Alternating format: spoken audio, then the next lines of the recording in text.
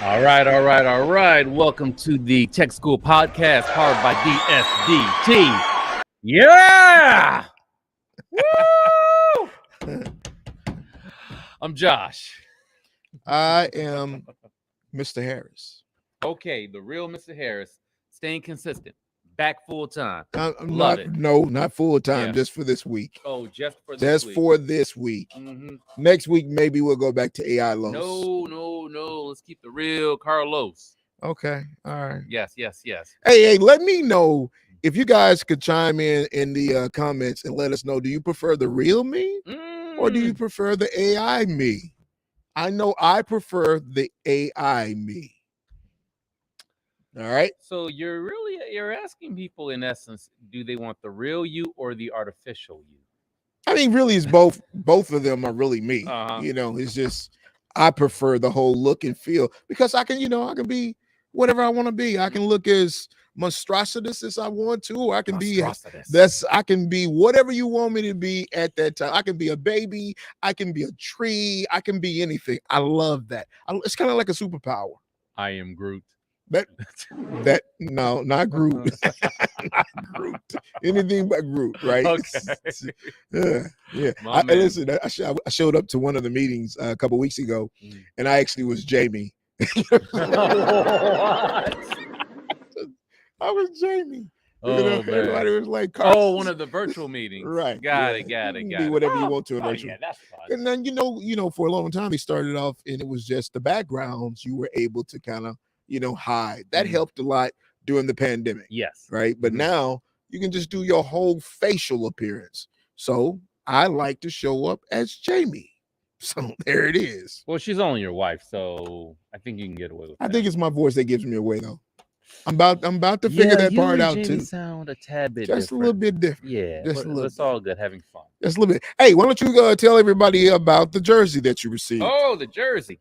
Okay, so on my way here to DSDT in Southwest Detroit, I stopped by the Detroit Pistons practice facility. Okay.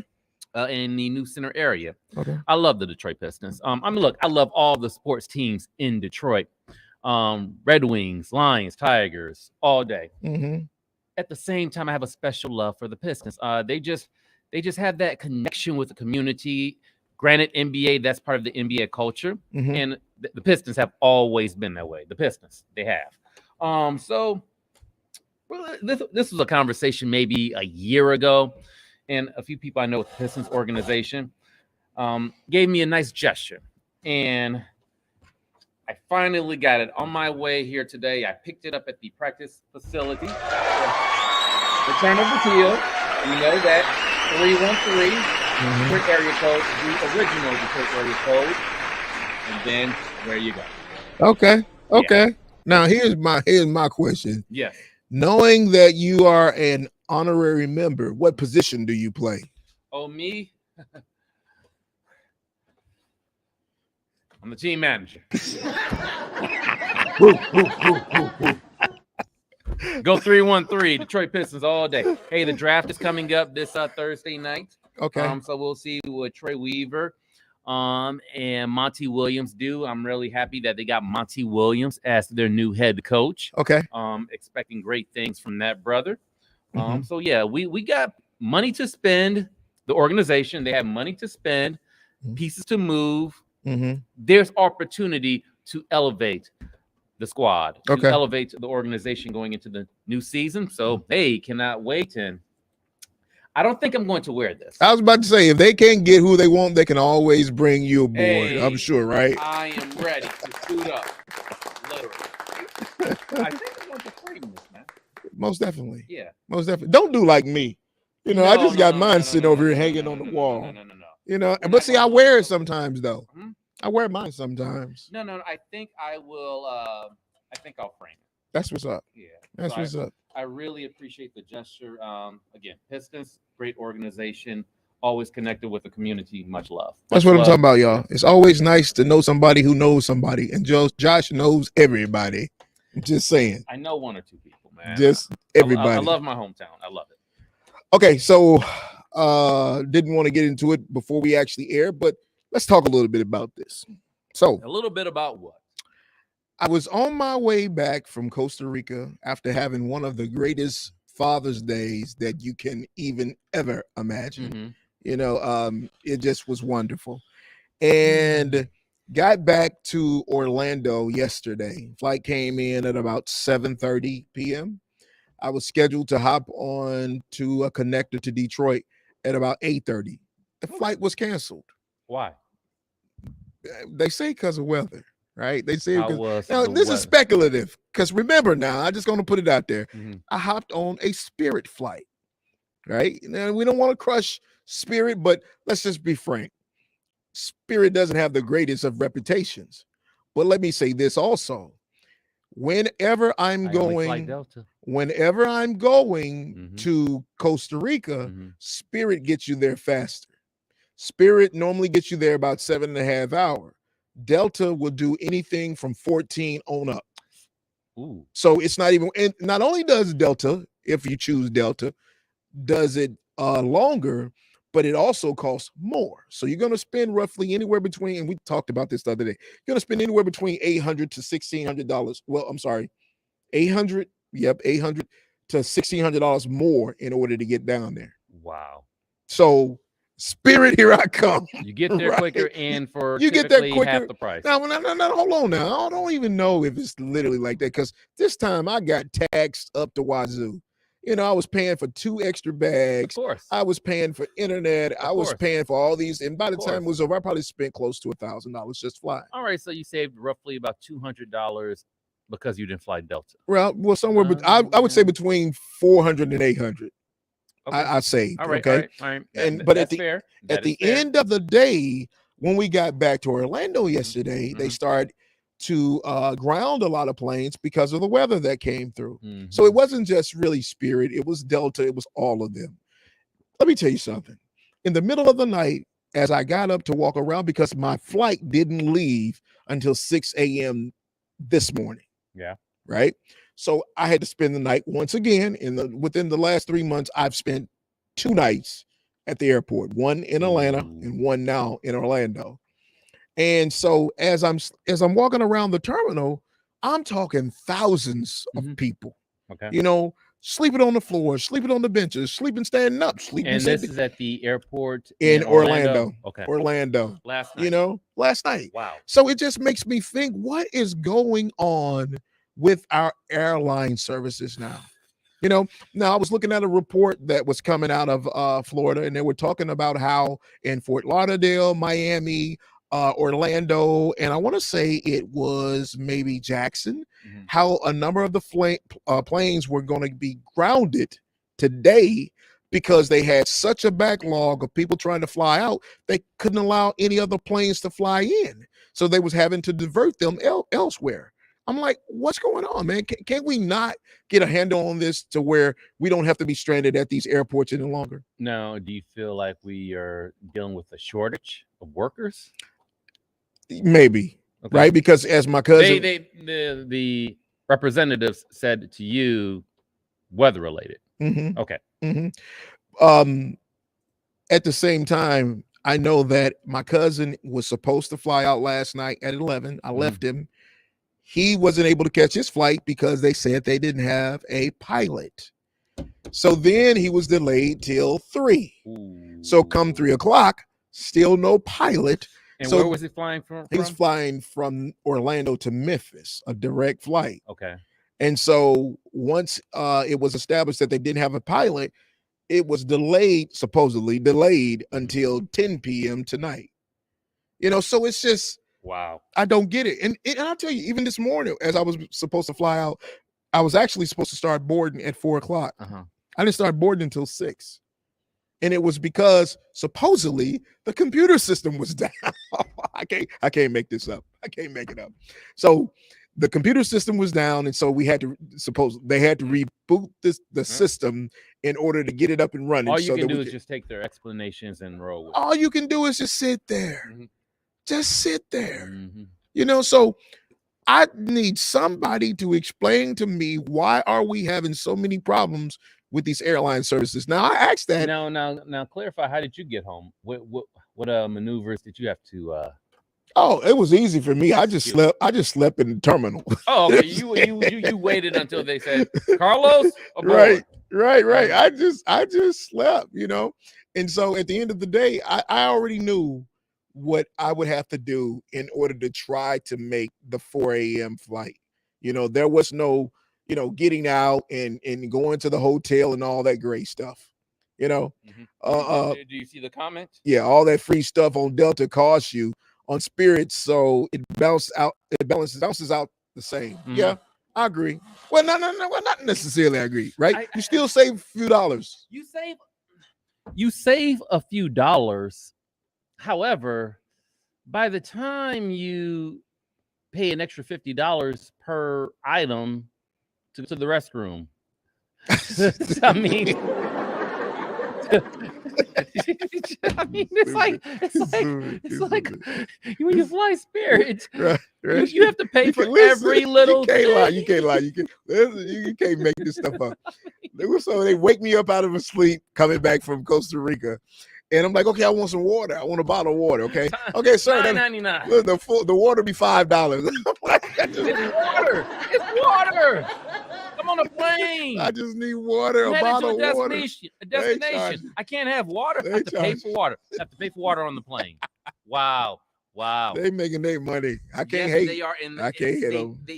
They knock down the plane ticket to $100, but then you pay for every little thing. You pay to print your ticket. You pay to give them your ticket. Yeah, but it's okay. So if they are doing it that way, does that mean that the other? It means you're not really saving as much. Does that mean that the other airlines then they're not charging you for those incidentals because they already inflate their prices? Yes, I would say you have some of that to do with it. But then also, you're not paying to go to the restroom. You're not paying for a bottle of water. Little things are already included because they square you away by the time you get your ticket. Okay, therefore, it's a little tricky with, this ticket is only $25. Okay. It's just... I get it. Bing, bing, bing, bing, bing, bing, bing. I get it. Well, they definitely bing me to death this time. They got you. They definitely did. So, and I still got to call and make my claim because they only wanted to give me the hotel and a meal. But I'm like, if I leave the terminal, I got to fight to get back in. I'm not doing that. I'll just sit here all night long and. They don't have a hotel adjacent to the airport. If they do, I don't know about it. I didn't go looking for it. Yes, you have to appreciate Metro. Yeah, you do. With that the Westin. Yeah, right there. Yeah. Boom. Yeah, you absolutely do. All right, so Google. Okay, what's going on? Now, I thought this was kind of weird. So Google is actually telling their staff that they're not supposed to put confidential information into their chatbot, such as Bard. Seems logical enough. Yeah, but okay, but why not tell all of us this as opposed to they didn't tell all of this was an inside memo that was sent out to their staffers, right? So if they are telling their staff members not to put any of their internal sensitive information into these chat bots, then you think maybe all of us should be taking a pointer or two from this? It should be public knowledge. Absolutely. 100%. Absolutely. They just bring home the fact that these bots, these models, for all intents and purposes, are public. They're not your personal. They're not just on your personal network that only those within the organization have access internally to the information. No, once you put things on there, and I like the way that I think it was Sam Altman that I heard explain that, take instance of Josh doing something with ChatGPT. Okay. And then, you got another million other connections around the world that are using ChatGPT. When Josh puts that information there, there's a chance that one of those million, or if not all of those millions, can have access to that same data, which is why you don't want to put your, social security number. You don't want to put your driver's license number. You don't want to put all of these identifiers or this personal information into these language models, because at the end of the day, anybody could have access to them. So I get that. But at the same time, I want to reiterate that if Google says that their staff members shouldn't be doing it, then DSDT and every other organization should be sending out memos as similar to this as well. Indeed. If your staffers shouldn't do it, why are your customers doing it? True. We don't care about the customers, right? Wow. Because we need their data. We need their data. We need all their information as possible. But we definitely don't want to make sure, we want to make sure that any of our internal private information is not getting leaked into the system or the beast that we created.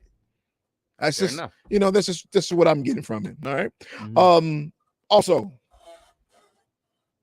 Also, let's talk a little bit about this. Okay. So AI prompt engineer. AI prompt engineer. Okay, so and I'm sure it's been a few weeks since we actually were here, but kind of give you an update of what I've been into. And DeMarco is my son. Marco actually prepared a little 20 seconds clip, and it went something like, "You are now entering the future. The must-have artificial intelligence skill set. Step into the future of artificial intelligence with AI prompt engineer." That's right. That was Marco, everybody. Marco. Now I can say a couple things. Number one, I took some time once I came back from Puerto Rico. I was in Puerto Rico, and I haven't written anything since 2014. I haven't had the inclination, and all of a sudden with everything that's happening within the space, it just was, pulling at me to get something out as soon as possible. And we're going to bring on shortly, we're going to be bringing on Jason, I'm sorry. Yeah. Jason, which is a good friend of mine from way back yonder.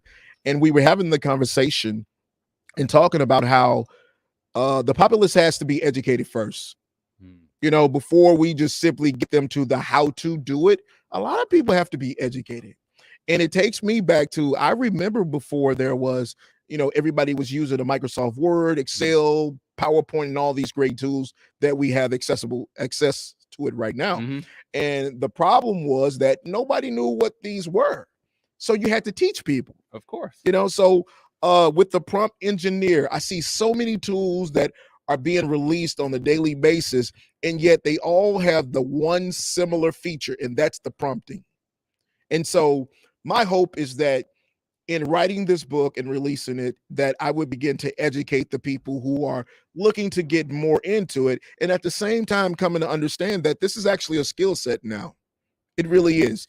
And if you don't know how to prompt these tools, you are going to be one of the individuals that are going to get left behind. It's that simple. Can you think of way back when, before the internet, right? Before the internet, everybody had to eventually get a computer. Everybody had to eventually have a Gmail, an email account. But think about those individuals who don't have the technology to this day. They're behind the cue ball. They just don't understand how to function in this world. And so before we get to that place, I think that, it behooves us to have a conversation about what the industries are that are fast tracking every day with the technology, and train everybody so that they are better equipped to maintain those jobs as well as to be prepared for the jobs that are coming. I'm just saying. Why do you feel a lot of folks aren't prepared? What are some of the factors? I mean, are we just not interested? Is it? I don't think that education, right? I don't think that it's that we're not interested. I think that it's another classic case of I'm comfortable where I am. Okay. It's not that the tools are going to make you any better at what you're doing. It's just that they are a tool to assist in whatever it is that you do. And I think that the tools as well, they affect every industry across the board. It's not just education. It's not just creation. It's every industry. And if you are an individual who needs to write X, Y, and Z, I find myself now using these things for the most mundane of tasks, whether it be a review, whether it be a letter, whether it be a happy Father's Day note. I'm just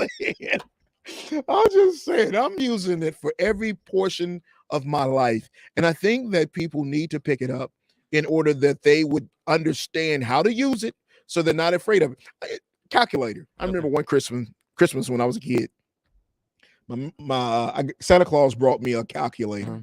What? I'm sorry, he did, right? What What? the hell? What the hell, calculator? But a lot of people still don't or didn't have calculators at that time. True. They didn't have them. So this was a tool that made me that much more functional at doing arithmetic, division, or whatever the case may be, than those that were around me. And so this is where I see the bridge is. And I want as many people as possible to come with me to walk over to the other side, because there's so many more opportunities than where we were yesterday. So I'm just saying. And with that being said, this must be the day for you to get things. Yes. Hand it over. So I'm giving you my first autographed copy. Okay. And just because I appreciate everything that you do for us here at DSDT. Thank you, Karlos. And I really do appreciate as well the inspiration and the affirmations, everything that you do with me here on Tech School Podcast. So I just wanted to make sure that you had at least that copy, okay? Well received and well appreciated. That's what I'm saying. You get all the gifts. You know people who know people who know people. It's good to know people. That's what I'm talking about, my friend. That's what I'm talking about. Oh man, a great birthday gift. Oh yeah, I forgot. Oh yeah, your birthday is coming up on Friday. He's about to be 22, everybody. 22. Moving on up. Thank you. 22. Thank you. Absolutely. All right, so we want to, why don't we just go ahead and bring Amber in? Y'all know what time it is, right? Let's bring her in.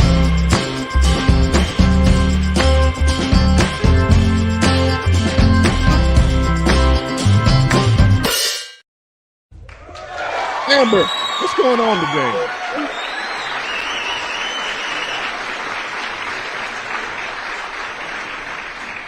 How are you? I'm good. How are you? Hi, Amber. Hello. I've been working from outside, and I feel like my computer is overheated. It's lagging, so I apologize if I'm a little off. I'm just trying to make sure it doesn't shut down on me. No delay. I had to move it inside. I'm like, oh no. What did you say? Huh? I didn't hear you. You look great. We can see you. We can hear you. Yeah. Keep it going. Absolutely. You can hear me now. We can hear. We've been hearing you from day one. Yeah. We got you. Okay, good. All right. So why don't you go ahead and bring us up to speed then? What's going on in tech news? All right. So I think this is a really new. I don't know if you guys have noticed on Instagram in the notes. So if you go to your DMs, you can add music. So if you're listening to a certain song or you just discovered a new song, it's very MySpacey. I personally appreciate it. But I mean, Facebook has had this feature for a while when you can feature a song on your profile. Have you guys noticed it at all? Oh wait, hold on. Oh, absolutely. Yes. Let me give you an example.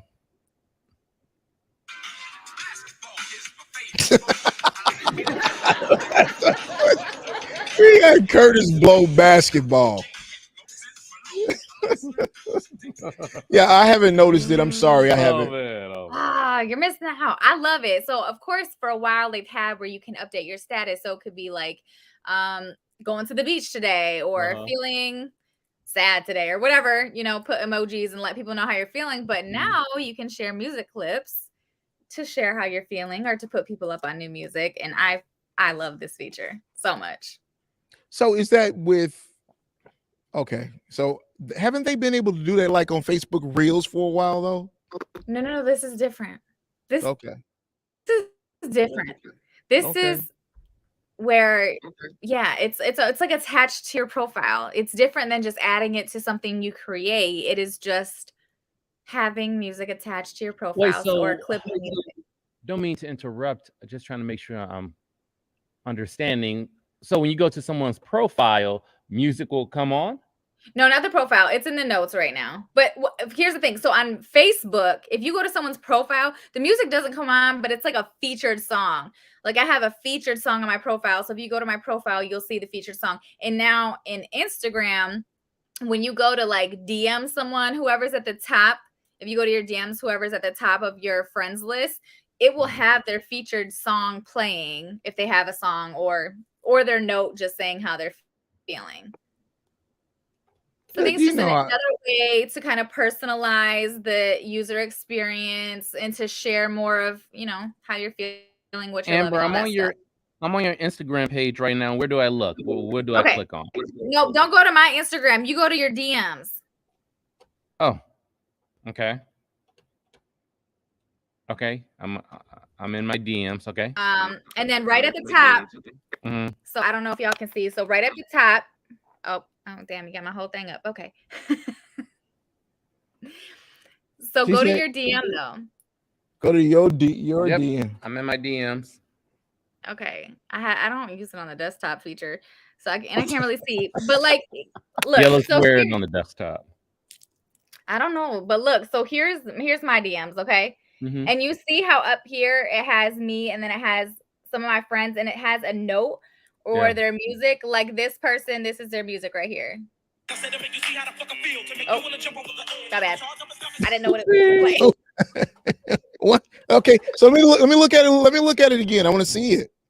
Can you show us again, please? Okay, yeah. I'm trying to hold on. Where we at? All right, so yeah, so here's my friends, and that's the notes, right? Okay. So they all have notes how they're feeling or what have you. Okay. And then you see how this person has a music, a song playing, a clip. Right. Oh, okay. You can add it. So if I wanted to go to mine, I can go here, and then I can add music from here, or I can add a note right up here. Oh, wow. Okay. Okay. Okay. I get it. Okay. I get it. I like it. He's gonna play the whole song for you guys. All right. All right. So when did they start doing this? When did they start doing it? Yeah. They just recently started rolling this out within the last like month or so. All right. Cool. See, I might do that. But everybody should have the feature in the US. I might do that. I have a lot of music that kind of puts you in the mood of where I am. You can write a note in your DM and connect a song that's related to your message. Your thought. Exactly. Yep. And I have a lot of those. All right. What else is going on over here in YouTube world? Yeah, YouTube has some fun things going on. So they are lowering the barriers for monetization because YouTube has been notoriously hard for earning money. You earn more money, and therefore, the criteria to be able to earn money is harder. But they're lowering the barrier, which I think is awesome.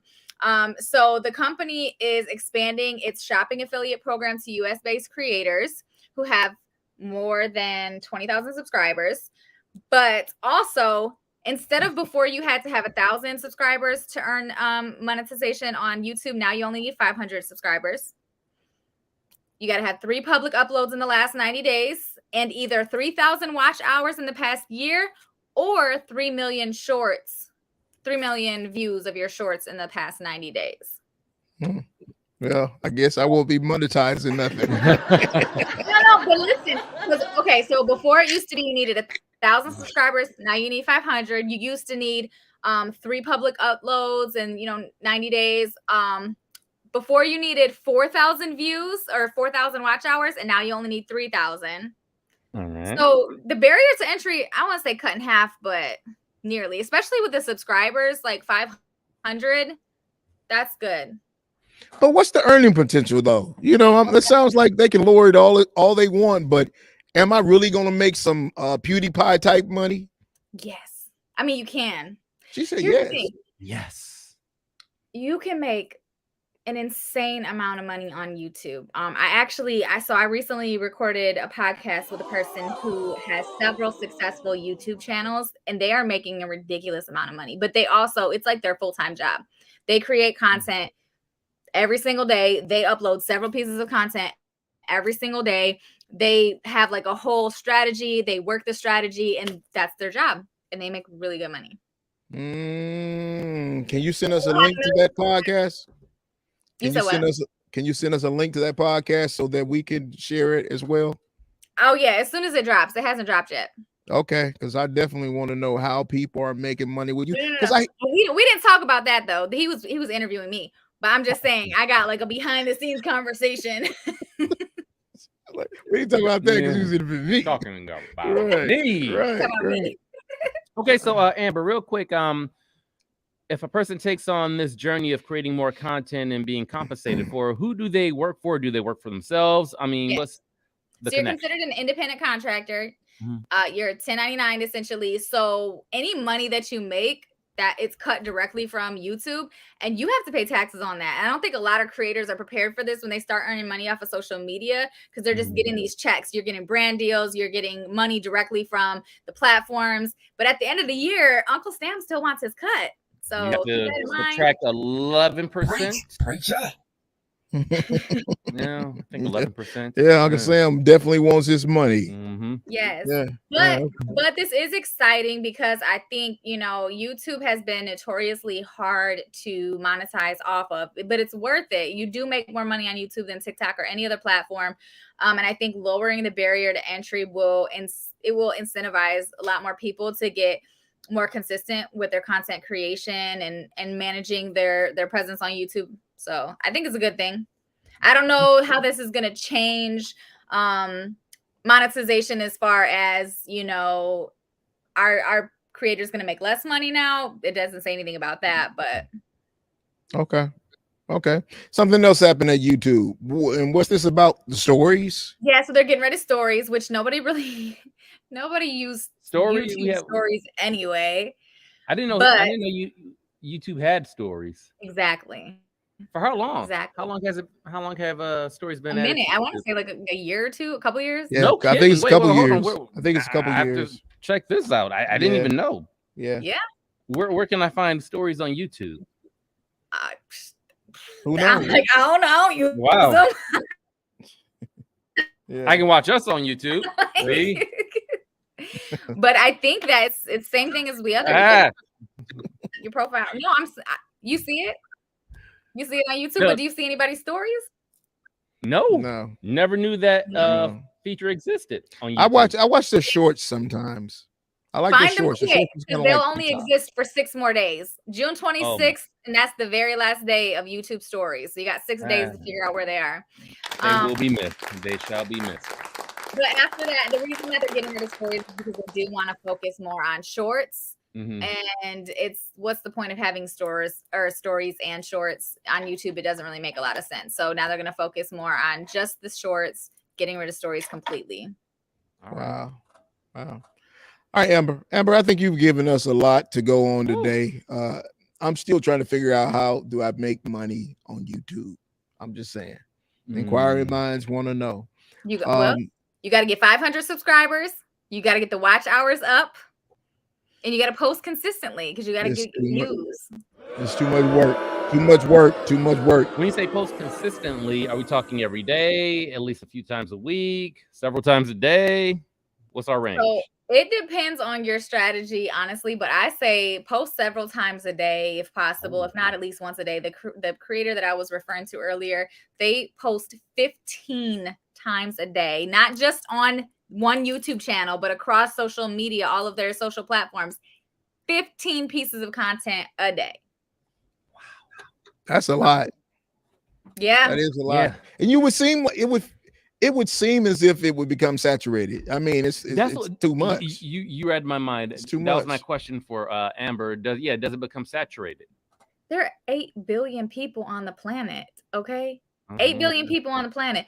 How many, you know what I'm saying? Like, that's so many people to consume your like 100 pieces of content?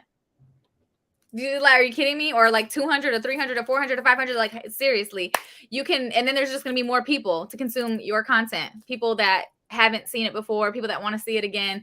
No, you can never produce too much content, in my opinion. Oh, wow. Good job. So I guess Josh and I have to work on more content. Listen, what else can I post? Your content is not seen by everyone the first time. You got to post it. Like when I used to do organic social media marketing for companies, our thing was 3 times minimum. We would post the same thing 3 times as part of the strategy because it was noted that, people weren't seeing your content. It might take them 3 times to even see it initially, and it takes them 4 to 5 times to act on it. So you have to keep posting the same thing. Like when you're promoting something, post, find, maybe switch it up a little bit, but yeah, just keep posting. Yeah, Marco, did you hear that? I heard that. Marco, everybody, we're going to have him post 3 to 5, 7 times the same piece of content. Yay.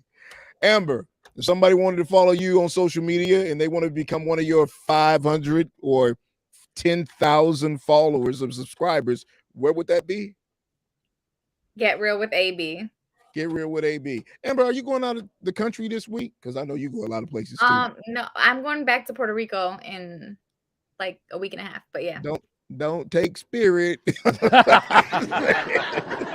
Fly Delta. Don't take Spirit. Even though Delta has had a few headaches. Delta, too, listen, Delta's had me stranded more times than Spirit ever has. Preach, preacher. All right, fair Preach. My first bad experience was with Delta. Listen. Same. Enjoy your weekend, and we will see you again next week. All right. Thank you, guys. Have a good day.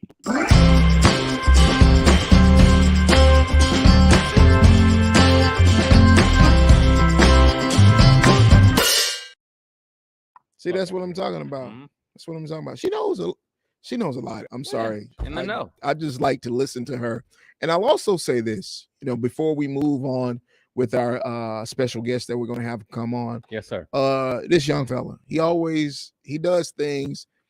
He doesn't even realize how sometimes he makes me sit back and just watch. I like to say that I am a creator. I'm a creator by nature. Anything having to do with create, whether it be writing or art or anything, I'm just all in it. So I was sitting and I was talking to DeMarco earlier. DeMarco. I call him DeMarco because my son is DeMarco. Marco. And he was telling me how he created the book intro. And I was just fascinated with it, and he didn't realize it, I'm sure. But I was fascinated because I literally told him, this is what I want, and I wanted to see if he could do it. And he delivered it hands down better than what I would have thought. And I look at him and I see the future. Right on. I mean, the guy is only how are you, 14? And what is it? Oh, wait a minute. When did you turn 20? It's May 12th. So happy belated birthday. Thank you. So he's 20 years old. So that's what I'm talking about. Okay. And I see him and I see the future. And that's what I'm talking about when AI prompt engineering, a role that wasn't there when Josh and Karlos was younger. Now he has the advent for it. And a lot of the tools, I saw some of the materials that was posted this week in our social feeds, and I was looking at some of the work that the students are doing. And I thought again, wow. This is where we are now. And it just fills me with joy to sit back and watch everyone about their business. 100%. I really appreciate it. I really appreciate it. So thank you, Marco. Thank you. All right. So we are about to have someone. The man of the hour. Boom, boom, boom. So do I tell a little story about Jason? I think you should. All right. So Mr. Brett, 47 years ago. So Jason is someone that I have known since, I don't know, late 80s. I remember when he first came to the high school that I went to in Arkansas, and his mother, I want to say, and this is what I have to ask him about, because I think his mother either was my social studies teacher or she was my English teacher. She may have been my English teacher. And at the same time, Jason is, I think, 1 year older than I am. And probably, I don't know why, but the last time I saw the guy, he was running around the track in preparations to go to the military. Now, I'm sure he's going to be able to explain that to me. But along his life, he's been into technology, project management, and even more so some of the things that are going on within the AI arena. And so he saw that I posted about the AI prompt engineer, the book I wrote, and he called me up. We actually reached out to me, and I got on the phone with him, and he wanted to just have a conversation with him. And I think the guy is so brilliant. I wanted to bring him on the podcast today to kind of, give us his adaptation as to what's going on within the industry and where you think it's headed. So I guess I did well in trying to give you guys some insight as to who Jason is and why we're going to have him today come and speak to us and probably drop a few jewels for our community. All right. So without much more ado, why don't we go ahead and bring on Jason Brett, everyone.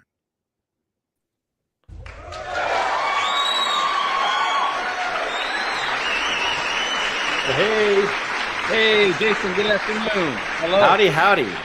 Yes, sir. Thank you for joining us, man. Jason, hey, Jason, I know as I was speaking, you probably was sitting back there like, how long is this gonna take?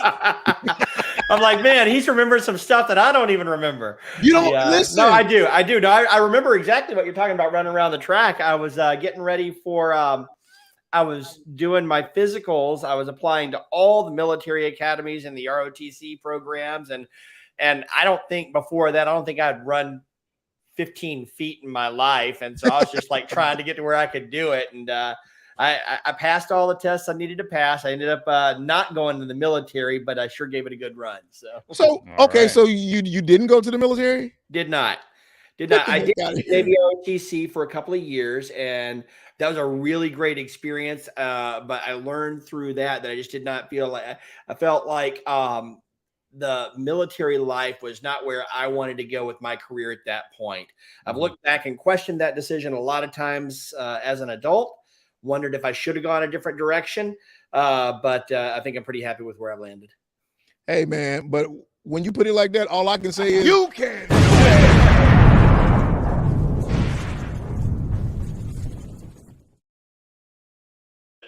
I agree with you 100,000% because I actually took the ASFAB. I was going to the Air Force. I got down to the MEP station here in Detroit, and all of a sudden I saw the way that the guys were being treated and they were being talked to, and I thought, hell no. I can't do it.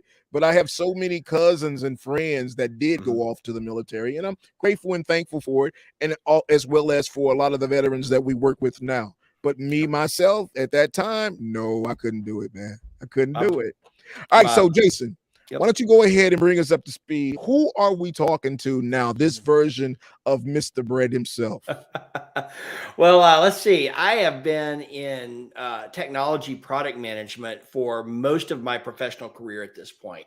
I didn't always know that I was, but for the last couple of years, I've been working in the consulting space. I've been working for a digital agency called Method. We're based out of Charlotte, but have offices in New York, London, Atlanta, Denver. I might be leaving somewhere else, but I think that covered all the offices. And we do digital strategy, customer experience, digital transformation work for enterprises primarily. And I do a lot of software product strategy for companies who are trying to develop software products to serve their markets in some way, shape, or form. We go in and help them identify the opportunities that they want to address with with technology, help them build out the plans and the design, and often do the build as well for them. Otherwise, sometimes we work with their own engineering teams to actually guide the build. Other times we bring in engineers to build a version 1 and then scale it out with some larger engineering teams later on. So lots of different ways we do that. And I also run a community, an online community called Product Coffee, which you can see over my shoulder over there. Mm-hmm. And we're a professional community of product management people who get together every week just to help each other learn and grow and become more impactful in our careers. And the reason I reached out to you is we've been looking a lot since GPT launched, since ChatGPT launched last year. We've been getting pretty noisy about generative AI, and that's really changed the conversation a lot. Yeah, we do a lot of happy hours too. That's changed the conversation a lot because until just a few months ago, literally, AI was a set of tools and technologies that were available to data scientists and computer science engineers. They weren't available to the rank and file to anyone who wanted to put their hands on them. And the world has really changed just literally in the last 6 months. There's just been a massive evolution of the technology that's available to the general population.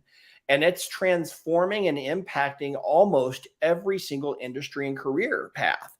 Since we focus on product management, we've been focusing very closely on the implications to product management. But this notion of prompt engineering is a really important topic. And so when I saw your post that you had released this book, I was like, I got to catch up with my old buddy. That's what I'm talking about right there. That's what I'm talking about right there. With that being said, Jason, here are some of the questions we have for you. How do you see AI and machine learning impacting product personalization in the future? Well, so I've actually worked in personalization technology for a big chunk of my product management career. I spent a lot of years in marketing technology and several years working on an AI-driven personalization product. Mm-hmm. And the cool thing about and the reality is personalization can mean a lot of different things. If mm-hmm. you talk to LinkedIn, they'll talk a lot about you'll hear a lot about ad tech specifically, where you're trying to just get the right ad in front of an individual based on where they are in some buyer's journey or some customer journey. And then when you're looking at things like email marketing, you're talking about making sure that you're crafting a message that is going to speak to each individual that receives an email from you, or maybe even a subject line that is going to influence different segments of your audience to open an email when they first receive it. Then on a website, you're talking about what are the right offers to put in front of this individual based on what we know about them. So personalization means so many different things. And because there are so many different data elements that can come into play to help drive a personalization decision, to drive a choice about what we want to show to someone, the only way to possibly achieve that at the level that consumers really need and want is through machine learning and AI, these technologies that can look at all this data and make decisions faster than human writers can develop rules for them. See, in the olden days, and by the olden days, I mean 10 years ago, if you wanted to send different email messages to a whole bunch of different people and you wanted to have 6 different subject lines and make sure that the right person got the right subject line to get them to open the email, you would literally have to create 6 different rule sets to make sure that the right people got the right email. And that's great if you're dealing with 6 variants. That's not a big deal. But the more advanced we get and the more information, the more we learn about our customers and about the markets that we're serving, the more information there is to make those choices on, and you fast outrun the human being's ability to make rules. So you need a system that can make those rules or make those choices along the way for you. So the only way to really do intensely real personalization is with AI technologies. Listen, hold on, stop. You can do it.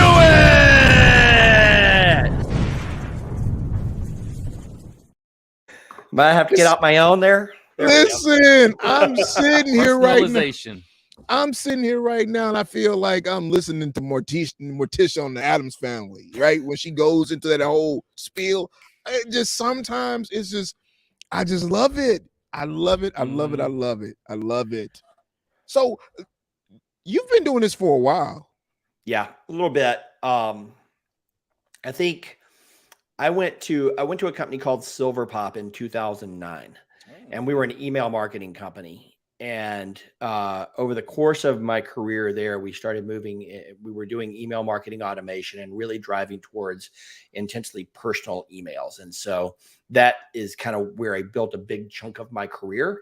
We were bought by IBM and then became part of the Watson marketing organization. And so, starting to play with Watson and using that to build more powerful marketing capabilities. And then we created an entirely separate company that spun out of IBM called Acoustic, that our whole mission was just marketing technology and using AI to drive intensely personal relationships. So I've been playing in that space for a very long time and having a lot of fun with a lot of people that are a lot smarter than me, showing me how to actually do the things that we could envision wanting to do. So do you have a degree in data science, marketing? What? I'm a marketing degree, actually. I've done some software development, but I don't have any formal training. I'm entirely self-taught. I think the last thing I really coded with any scale was VB6. So that's a little while back, if that tells you anything. So you don't have a formal degree from any college or anything? I don't. You can do it.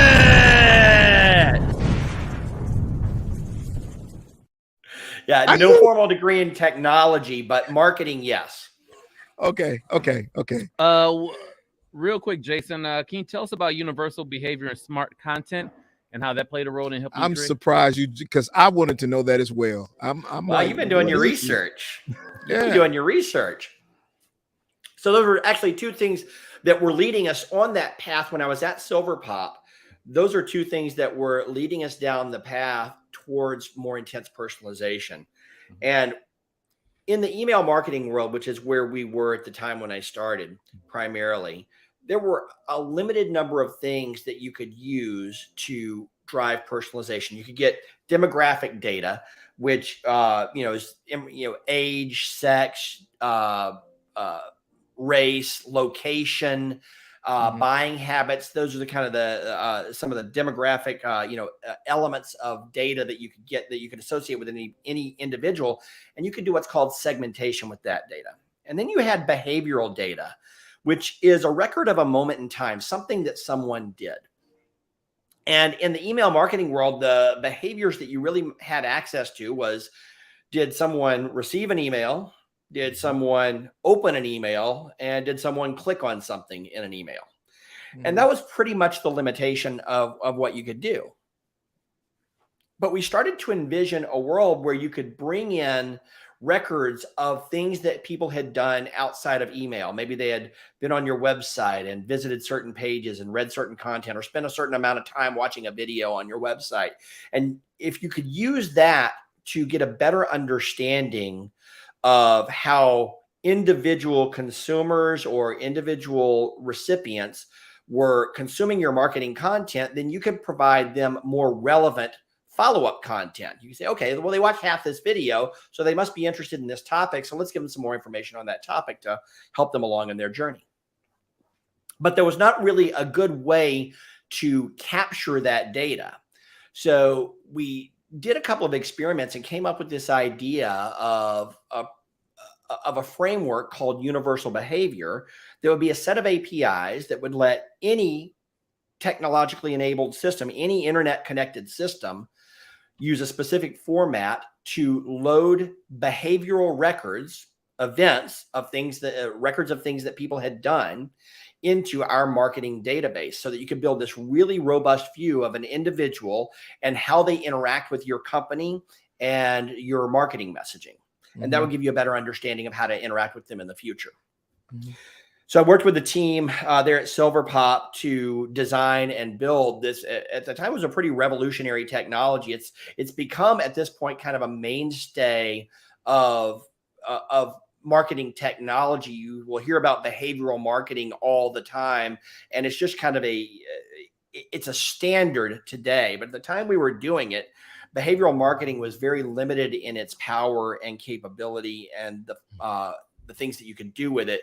We created a tool set that allowed anyone to bring virtually any behavior that they found relevant to the marketing table to use to help create better experiences with their customers. Okay. All right. Okay. So in the grand scheme of things, do you think that the AI tools now allow you to do that even better, as if on steroids? I think what the AI tools allow you to do that we couldn't even do then, it's not even so much about capturing the information, because now we have a different kind of problem with data than we did at that time. We have so much that we can't possibly consume it. You hear people talking about building data lakes, and that's largely kind of a somewhat, some companies even abandoned the idea of building a data lake. But we have so much data about our customers, about our own company, about our products, about if we sell IoT devices, we've got just a ton of data about what they're doing. We've got more data than we can possibly analyze as human beings. It takes hours and hours with well-trained data scientists, computer scientists, writing impressive, extensive queries that take massive hardware to execute. But AI and machine learning together are giving us more automated ways to analyze and find trends and patterns within this data to learn things that we didn't know before. So yeah, absolutely. It's making it easier. It's not making it easier by helping us find more data in the first place, get more behavior. It's helping us make meaning out of what we've already got. That's just a big blob of information. That's powerful. You know, I remember one time when we were young. I remember when we were younger, Karlos, and I can't remember who said it, but it was one of our teachers back there in Arkansas, and his name will come to me in a moment. But he said, you know, the difference between information and knowledge is how you use it. It's you got information, it's useless unless you put it to work, and then you have knowledge. Okay. All right. I probably said it, but okay. Yeah, it was probably you. Well, he just clarified it for you. You know, share your insights or predictions on the future of AI and how it can have an impact on our product management space. Where do you see all this going? Because you just alluded to the rapid evolution of AI within the past 6 months. Yeah, that's a great question. So, well, yeah, every career and profession is being impacted in some way, shape, or form.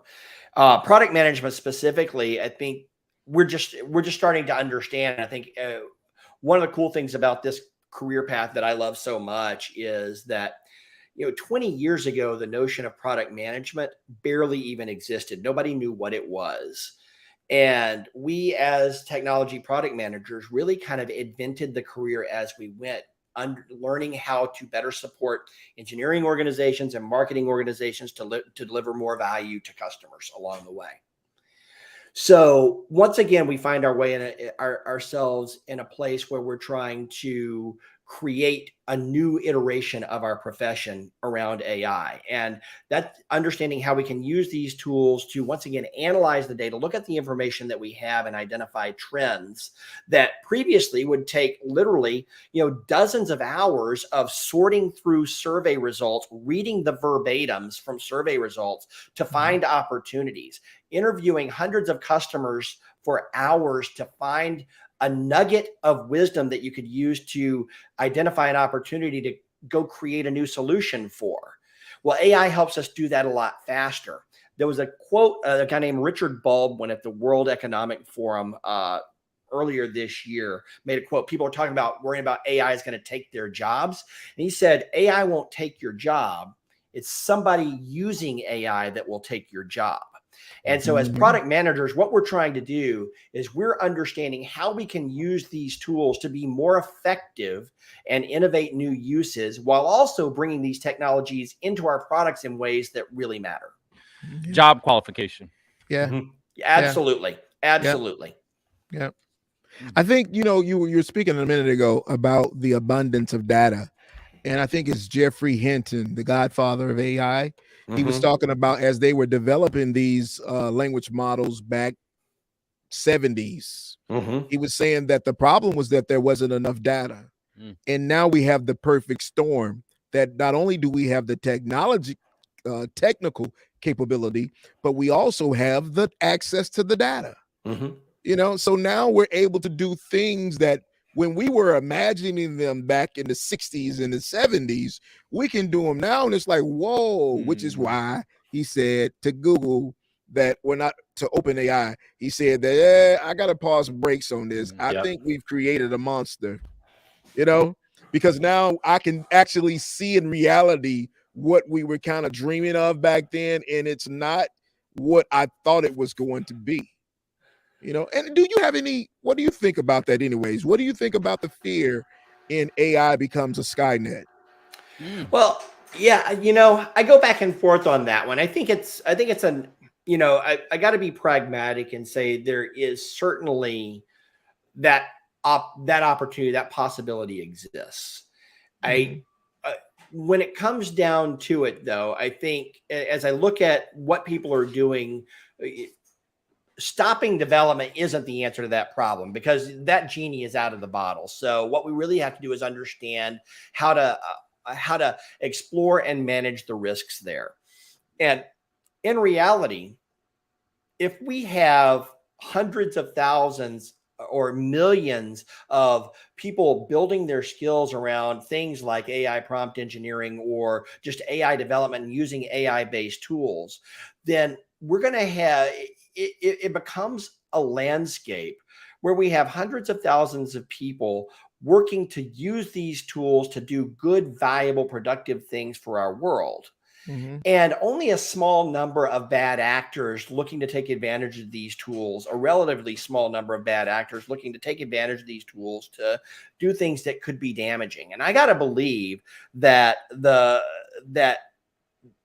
folks with good intentions and the direction and the systems that we create that are well-founded, have good guardrails, have good wisdom embedded in them, not just capability, but real human-like wisdom embedded into them, will be able to outflank and outmaneuver the systems that are created that could actually do some sort of damage. But I think we got to use AI to fight the horror possibility of AI, and that means we have to understand, embrace, and use it well. Use it well. Wow. I like that. Jason, where can people find you? How can they get a hold of you? All of that good stuff, my brother. I'm all over the place. The easiest place to find me is at ProductCoffee.com, and I'm there every single Wednesday. We do a live stream there, and you can find me on LinkedIn. I'm the only Jason Brett with a coffee cup in my hand. So. Are there other Jason Bretts? There are a few. There's a guy actually who there are a couple of fairly famous Jason Bretts and a couple notorious Jason Bretts. I'm not the super famous one or the notorious ones either. One guy, there was a movie back in the 80s called About Last Night that a guy named Jason Brett was the writer and producer of. I would like to be him. There's a comedian up in Chicago named Jason Brett as well. And then there's a few others of us running around. But if you go to linkedin.com/n/iJasonBrett, you'll find me. Karlos, I think Karlos is trying to look it up very quickly. Oh, Jason, you are Jason Brett? Yes. What is the Jason Brett? Because the guy that made the movie already had Jason Brett. Yeah, well, that's a good reason, man. You're right. Deal. Right. So, Jason, I want to thank you for taking our time to come on today personally. Just to sit and listen to you, it just takes me there, because I like to hear people who are actually working in the space that are using these tools. What type of inclination are they getting from the actual devices?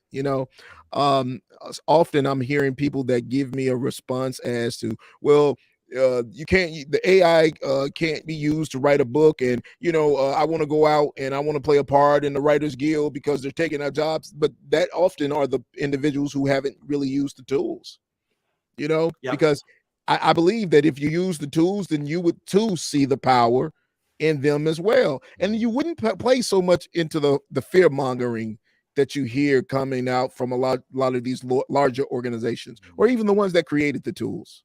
You're absolutely right, and I go back to the late 90s, early 2000s. At every iteration and inflection point in technology, there have been those who have feared the next inflection. It's going to destroy the world. It's going to be the end, whether you're in marketing space or any other space. I remember, I don't know if you remember way back before we really had Reddit and tools like that, we were on Usenet all the time. And that was one of the places that you went to collaborate. And then you had IRC if you wanted to chat with people online. And then email came along, and then people started using email for marketing. And everybody said, oh my God, email is such an important tool. And these marketing people are going to destroy the internet. We're not going to be able to do anything. And the industrial revolution is going to destroy the world. And we've certainly got a lot of work to do there. But the reality is each of these iterations, each of these evolutions along the way has by and large brought new challenges, but it brought a lot of positive change and growth as well. And you're going to hear people talk about the terror and the challenges that come along with a rapid explosion in AI technology. It's absolutely part of it. But the reality is just like every other inflection that we've had in technology from the dawn of time, the opportunity for good and growth outweighs the reality of the damage that I think it'll do. We just got to be vigilant. Yeah, I believe that wholeheartedly. I think that the more and more we have these conversations, the more and more those people within our communities, and it doesn't have to be 10,000 billion people, just a few start here, start there, and then we begin to build the community of those that actually know how to use these tools the right way to be able to get more value from them and add more value to their lives. I think at the end of the day, that's really what it's about. Now, I can remember before, again, the internet, and I missed that wave. I wasn't sitting around a college dorm somewhere and figured out that I wanted to create a chat site. And then all of a sudden, here I am, and I see all this noise. And I think we kind of got a taste of it with blockchain. A few years ago, we had blockchain, and everybody was on the blockchain wave, and it was NFTs, and everybody was running around trying to figure that out. So as you were kind of listening to that, you started to hear about this AI. So when ChatGPT dropped around November-ish, it was everybody was already tuned to that had been listening to blockchain, because we're all watching, trying to find out if our Bitcoin we're going to skyrocket back up, because it just made a hell of a fall. So you got in on ground floor of the AI large language models. You have an opportunity that won't ever be here again. That is correct. So what are you going to use these tools in order to create the value for yourself, for your livelihood, for those that are central to you? How can you take these tools to better your life? And that, to me, is what more of the educational piece is about. Can we teach people to use these tools in order to do those great things that we saw in the last wave, with whether it was the internet, whether it was the blockchain, because we saw what happened with blockchain. We had some billionaires that came out of that phase. And I think that the AI is going to do that as well. It is. And, I can't tell you how many times I've talked to people that said, boy, I wish I'd gotten in on that at the beginning. Yep. It's the beginning. Yep.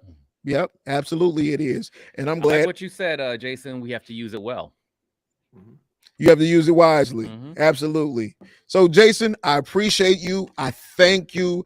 I look forward to having another conversation with you. You're definitely one of those individuals I'd love to have come or have on to speak to a number of our students, perhaps even our digital marketing course. They could get a lot of value from you.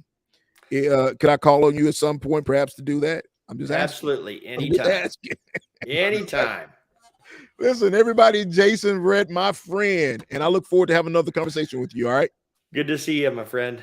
Take care, man. Take care. Your buddy from Arkansas doing quite well. Why you gotta say Arkansas? Why you gotta be my buddy from Arkansas? He's from Atlanta. You don't even hear any Arkansas in his voice. I wasn't alluding to a dialect. I'm just saying. He does not sound like he's from Arkansas. He's a big city slicker now. But I was just alluding to geography. I'm just saying. Hold on now, Josh. Hold on. I'm just saying. I'm just saying. Marco, I can't win. I'm just saying. Hey, man, good stuff from Amber, from Jason, as always. Absolutely. Good stuff from Marco, too. Marco, yeah, you got to keep him in the fold, because he's doing exactly what I envisioned him doing and hired him. Beautiful. I really do appreciate all that, as well as the guests that I find so much interest in where they are in their lives. You remember we had Julie on a couple of weeks ago with her own patent, her own design. We have Jason that came on today, and he's working with these project managers. And, I didn't know that there wasn't a field for this just 10 years ago. So there's so much value that's being created with the AdApp of this technology.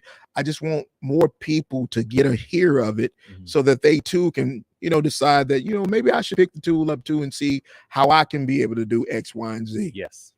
That for me is the win-win. If you can say that, well, I heard Karlos and Josh talking about it, then maybe I should. I actually had somebody send me a text that said, Karlos, I hear you talking so much about this AI stuff. Maybe I should pick up ChatGPT too. maybe you should. Maybe you should. Maybe you should. You know, depending on what you're doing in your life, then definitely you should. But I digress. Josh, take us on home, please. All right, brother. All right. Again, Amber, Marco, Jason, Karlos, always a pleasure. I'm Josh. This will do it for the Tech School Podcast, powered by DSDT. See ya.